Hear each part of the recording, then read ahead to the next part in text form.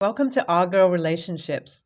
We talk about the problems people face in their day-to-day lives. Let's start with the video. My mother-in-law, 59 female, lives with me and my husband Jonas. Her life has been extremely hard. It has been just her and Jonas since he was 10 years old. To cope with all her trauma, she began using drugs. She was in rehab for a few years. Jonas was raised by his grandparents and aunt. Jonas didn't see his mother for many years, so even though she was out of rehab, there was no healthy relationship between my mother-in-law and husband. I'm a very sensitive person. When I heard his mother's life story, I felt heartbroken. I understood that it was difficult for Jonas to rebuild a relationship with his mother. So, on my part, I tried as much as I could to maintain a warm relationship with her. Ever since we started dating, I have tried to involve my mother-in-law in our plans. I tried to take her out for shopping and dinner at times. She is a sweet woman and always appreciated my efforts. When we decided to get married, I made it clear to Jonas that I want him to involve his mother as much as possible in the wedding preparation and marriage. By the time we were married, I could see that the relationship between Jonas and his mother was simply improving. This made me incredibly happy. At the time of our marriage, his mother was living with her boyfriend. Her boyfriend was not part of our family, and I always felt that their relationship was a standalone thing. 3 years after our marriage, one night my mother-in-law called me and she was crying out loud. I couldn't understand half of what she said. I asked her to calm down and then talk. She told me that she found out that her boyfriend was cheating on her. When she confronted him with proof, he asked her to leave the house. She was standing completely stranded outside his house. Jonas was hesitant to go pick her up, but I pushed him. Then we drove there to pick her up. On the way there, Jonas told me that he doesn't want her at our place for long. I felt like he was being heartless. He was talking to me as if it was my mother, but I didn't want to argue with him then. We picked up his mother and took her back to our home. She was very tired. After she slept, I told Jonas that she could live with us as long as she wants. I was sure about my decision. I think he did not want to argue, so he went to bed without saying anything about it. 1 week into my mother-in-law living with us, I understood that there was a cold war happening between my husband and her. Jonas rarely acknowledged her presence. She, on the other hand, tried every way possible to talk to her son. It was heartbreaking for me to see. I tried to cheer her up because I knew that she was going through a heartbreak. I even took a day off to take her out. When I realized that she was going to live with us for a long time, I helped her shift all her luggage from her ex-boyfriend's place to our house. I could see that Jonas was not liking it, but I decided to follow my instincts. One afternoon, while I was at work, I got a call from my mother-in-law screaming that she feels like there was someone else in the house. I rushed there immediately to see a police vehicle parked near our house. 2 police officers were taking information from my mother-in-law. They left by the time I reached there. She was still shocked, but she looked a bit different. Her eyes were red and glassy. Her speech was a bit slurred. Was she taking drugs again? But this could be the result of the shock that she felt as well. She recovered after a while. The police officers confirmed that they couldn't find anything in the CCTV footage from the street. I informed Jonas about this when he reached home from work. He decided to install 2 cameras facing our front and back doors just to be safe. But he kept telling me that his mother might have hallucinated it. A few days later, while at work, I got a call from Jonas. He asked me whether I was at work. I said yes. He asked me if I had been to our house today. I was at the office the whole day, so I said no. He didn't explain further and cut the call. When I reached home, I asked Jonas multiple times why he called me at work. He claimed that it was a random call. He called when he missed me. Around the same time, I observed that my mother-in-law's sleep pattern was changing. She rarely got up before noon. She slept late at night. Often I could listen to her blasting loud music at midnight and dancing to it. I mean, her body looked younger and stronger compared to her age. I knew that I had no right to complain, as I was the one who decided for her to live with us. Another few days passed uneventfully, and then I got a call from my mother-in-law while I was at work. I panicked as soon as I saw her contact card on my phone screen. I attended the call. She was screaming, but in a very muffled tone and breathing with difficulty. It sounded like she was hiding inside the wardrobe and speaking as if not to attract any attention to her. She was feeble but intense. She told me that she found my sister with my husband in the kitchen in a compromising position. She couldn't believe it and almost had a mini heart attack. To keep her from telling this to me, I left the office immediately without even calling my husband. I rushed to our house and saw that the front door was open. I silently went inside. In the kitchen, I saw that Jonas was cooking something. He had his earphones on. I saw no signs of anyone else. He heard my footsteps when I was near him. He started to laugh when he saw me and asked, "Damn, did she call you as well?" I did not understand what was happening. I asked him where mother-in-law was. He walked me to the living room where she was lying, passed out. I told Jonas what his mother told me over the phone. Then I asked him why he was at home on a working day. He had a different story to tell. His mother called to inform him that a stranger was in the house. He saw in the CCTV footage that a hooded guy was entering the house. But to his surprise, his mother opened the door to this guy. He immediately rushed home from work. By the time he reached there, the guy was outside our house. He stopped and asked him. He told Jonas that he supplied drugs to his mom. Jonas left the guy and went home to see his mom passed out on the couch. By then, she might have called me as well. Jonas told me one more thing. For the past few weeks, his mother has been calling him on consecutive days to tell him that I was cheating on him at our house. The only day when Jonas called me to ask was when she specifically added the name of an ex-boyfriend that only we both knew.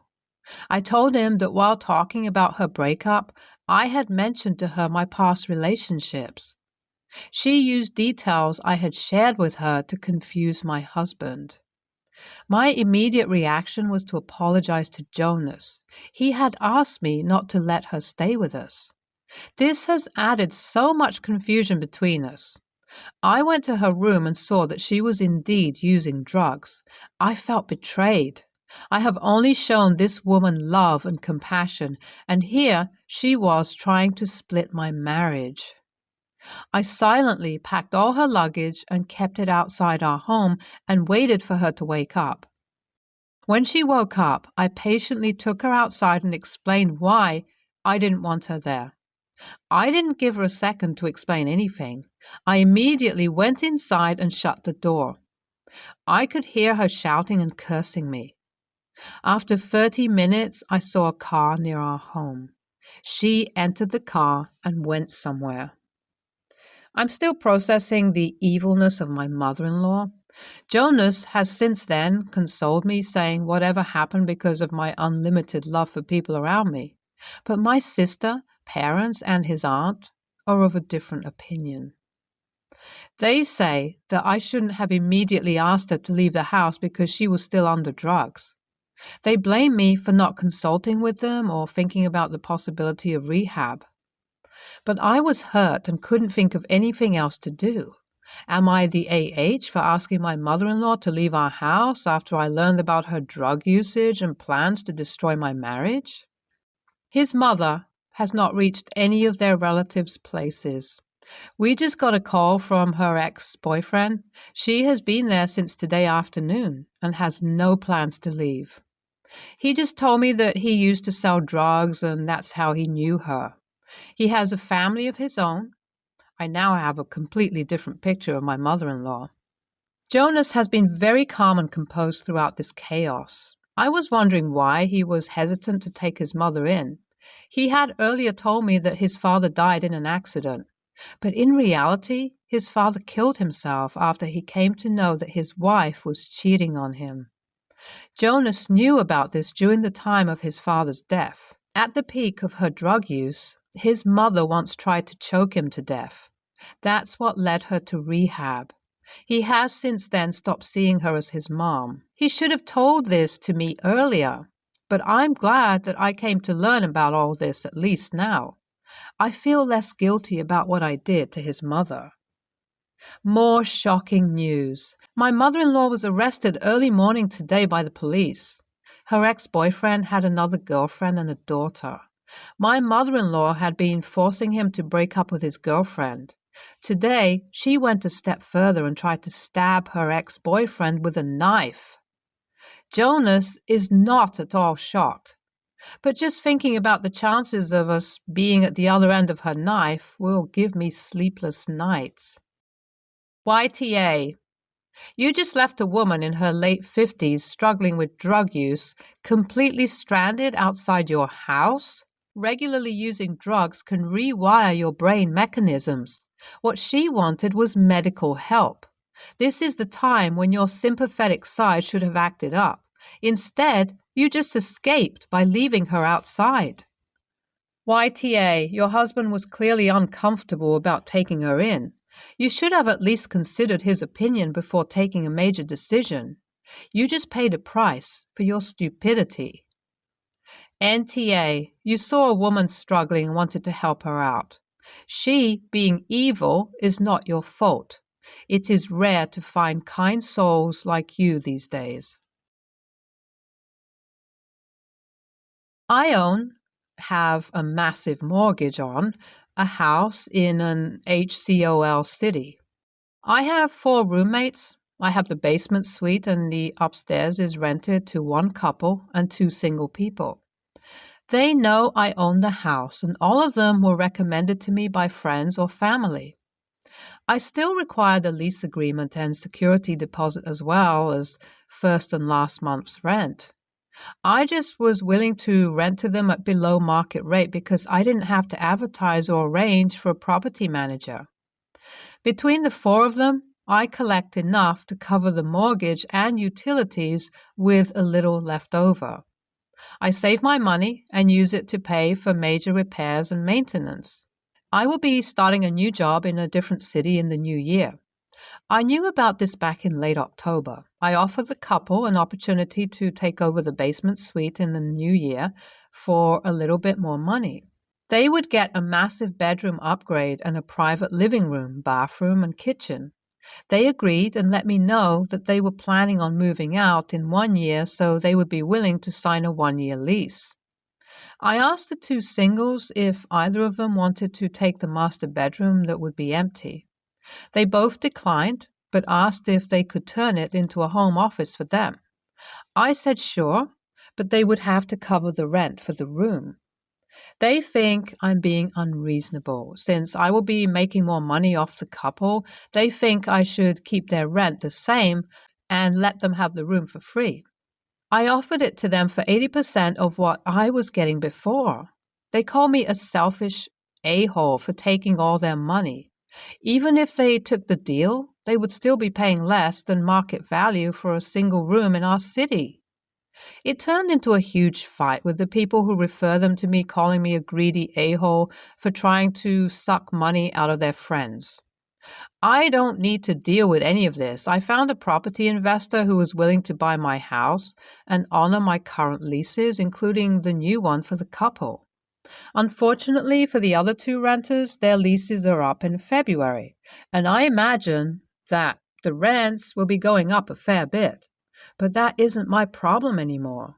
So now everyone they know are angry with me because these 2 people will most likely have to move into a crappier living situation. I feel bad because if I wasn't moving, I would stay and deal with it. But it is just easier to walk away. NTA, If you weren't going to be there to take care of the house, you would have to pay someone to do it. This seems like the right decision for you. They blew their sweet deal by being greedy themselves. NTA. Everyone wants something for free, and that they want you to allow them to use space that they refuse to pay for is ridiculous. It's their own fault that they got other people involved and made this untenable for you. Don't carry any feelings about it. Walk away with your profit and enjoy your new life. NTA, you aren't required to give away rental space for free, and it is your business what you decide to do with your property. It isn't like you are a slumlord who just unilaterally and arbitrarily hike their rents. You offer them more space for more money, and still below market. If they didn't want to pay more, they easily could have just said no. Instead, they chose to get entitled and call you names. Who does that to their landlord and expect there to be zero consequences? They made it clear that managing this property from a distance would be a headache, so you made the reasonable decision to sell it. Context. Flight between two major European cities. Flight costs about €60. Flight time, 1.5 hours. Me, 32, male, am 5'10", and I check into my flight the night before. I wanted a window seat, so I chose a window seat. It was not extra, but I had seen that the cost for extended legroom was about €20. This was a larger plane, so each side of the aisle had 3 seats. So window, middle, and aisle.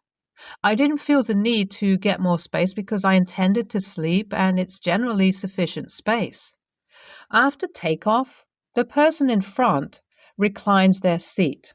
No problem. I recline my seat, but the guy in the aisle behind, but in the middle, stops me. Tells me that he is too big and the chair reclines into his legs. This man seated in the middle is extraordinarily tall and seated in the middle, so his knees extend into the space of both the aisle and window seats. People on both sides of him now have their space invaded by his limbs, and the entire row in front of him can't recline their seats, despite the aisle in front reclining and invading their space. A total of 5 people around him have minor inconveniences because of his height. I say, yeah, no problem. I won't recline my seat, but next time you can choose a different seat so as to not inconvenience 5 other people. He explains that normally the attendants give him an aisle seat or upgrade him, but they couldn't this time. I respond that it isn't the airline's responsibility to give him a seat, and if he knows he doesn't fit in the middle seat, he could have chosen an aisle, as there was no charge to choose an aisle seat. I had seen the option the night before. Or he could have upgraded for extended legroom seating for an extra €20. He says he didn't have the €20 to spend. Mind you, he is flying to one of the most expensive cities in the world. I said choosing an aisle option is free, to which he says he didn't have that choice and that I am being selfish. I respond by saying, I'm not being selfish. I'm fine with having less space so you can be more comfortable, but pointing out that you're the selfish one for not taking responsibility for others' space and depending on flight attendants to put you in better seats. He thanks me for my opinion sarcastically, and I sarcastically reply that I'm just looking out for his best interests. We exchange fake smiles. Honestly, what bothered me was the rent-seeking behavior and the principle of it. Am I the a-hole? YTA, you're acting like this dude chose to be 6'8" and therefore chose to make everyone around him uncomfortable, mainly himself. Then you assume he had the same options to choose a seat you did, and then went about lecturing him on his flying choices. Don't you think he would have chosen an aisle seat if he could? He could have had a different type of ticket that didn't offer him a seat choice, or maybe had to make a last-minute purchase due to a number of reasons, therefore limiting his seat choices. But you decided to paint his story with your brush and be an a-hole about it. It was a 1.5-hour flight. Sorry you couldn't recline, and it was nice of you to not, but you could have withheld the lecture. I'm inclined to say YTA, if only because you're making a lot of assumptions. You're supposed to keep the aisles clear for safety reasons, so even if he took an aisle seat, he shouldn't be stretching his legs out in them, and he might not be able to afford the extra cost to upgrade his seat. What really does suck is that airlines have shrunk legroom so much that even average-sized people are crunched for legroom, and tall people have absolutely no hope of fitting comfortably into the seats unless they spend ridiculous amounts of money to do so. And maybe I should change my answer to the airline is TA here. YTA. The airline's neglect is providing sufficient space for customers to be comfortable is not the fault of any customer. To body shame anyone for any reason is an a-hole move, and that's what you did to that man. Making presumptions about other people's money and spending it for them is also an AH move. Making such a big deal out of experiencing minor inconveniences when it was such a short flight was an AH move. What you should have done was make the flight attendants aware of the problem and have them sort it out if they could. What you chose to do was make a big scene and embarrass another person who didn't need you to tell him that he is very tall and impinging on other people's space. He already knows that, but there's nothing he can do about it in such a poorly designed space over which he has no control.